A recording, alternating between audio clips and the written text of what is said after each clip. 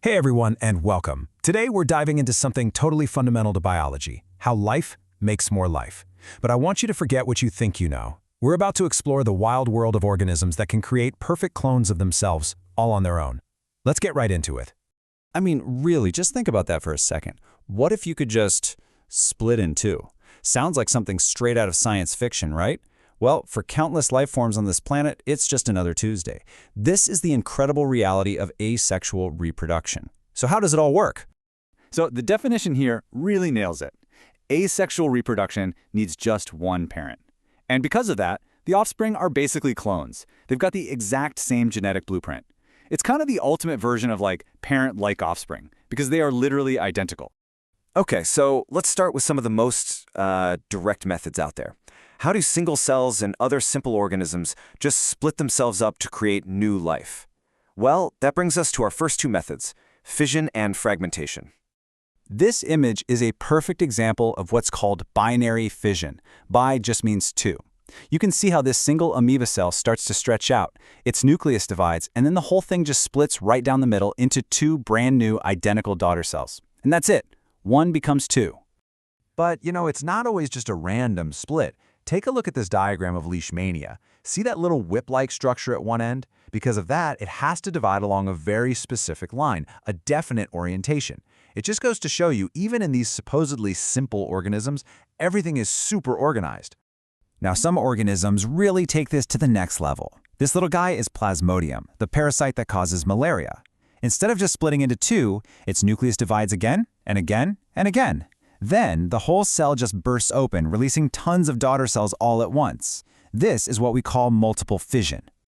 So just to break it down really simply for you, the big difference is the number of kids. With binary fission, one cell turns into two.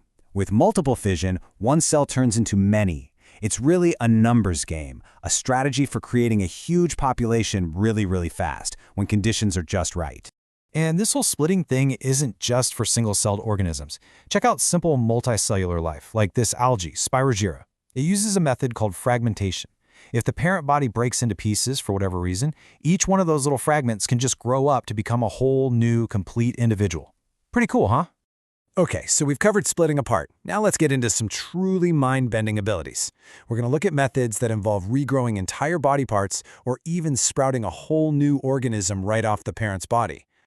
Okay, this is honestly one of the most amazing things in all of biology. You're looking at a planaria, which is a type of flatworm. If you were to cut it into pieces, these specialized cells just kick into high gear, and each individual piece can regrow into a complete worm. It's like an incredible superpower of recovery and reproduction all rolled into one. But we do need to make an important distinction here. While regeneration can lead to new individuals, for most organisms, it's not really the same as reproduction. It's more of a survival mechanism. I mean, they don't normally plan on getting sliced up just to have kids, right?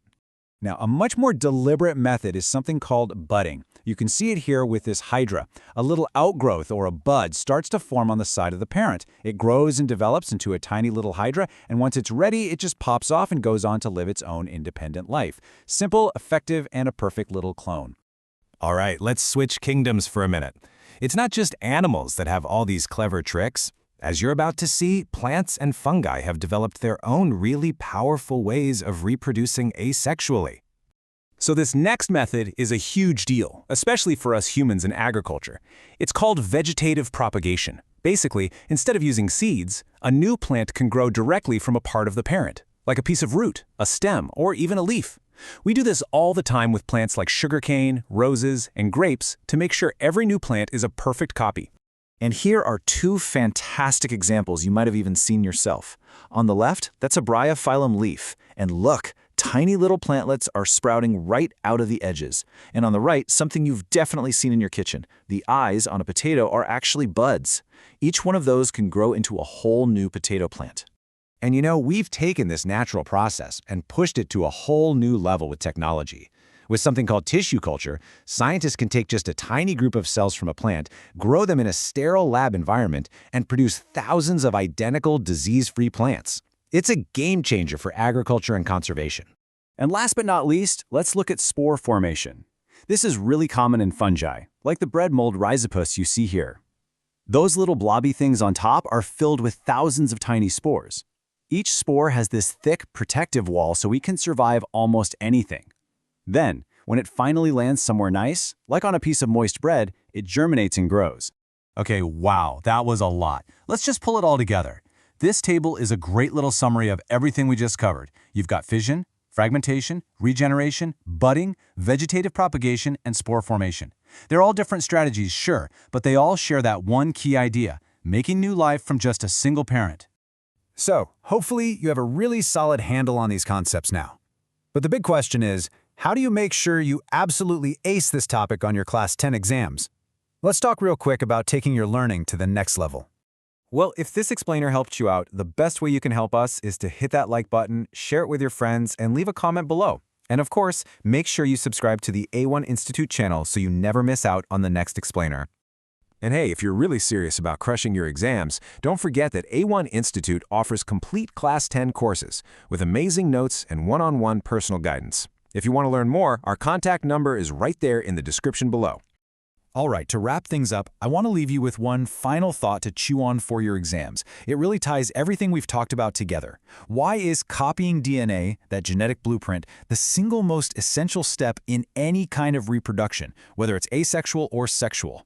Give that some thought. Thanks for watching, and I'll catch you in the next one.